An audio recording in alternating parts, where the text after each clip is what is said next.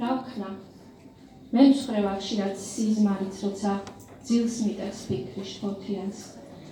ყველაზე ცუდი ალბათ ის არის მართლა გიყვარდე არა მგონია. ორ მარტოობას შორის მოყოლის ეს მე რამდენად ზომაა ამ ბილიქს. წევენ მიწაზე, როგორც ფოთოლი, უცხოზე ციდან ჩამოვარდნილი.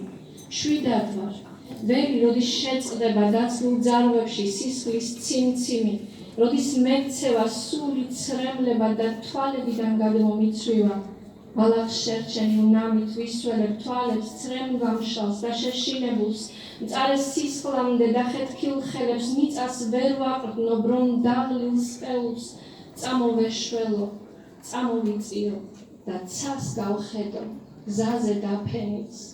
ფეხზე დადგომა არ შემიძლია, თორემ რა უნდა ცაში აფრენოს.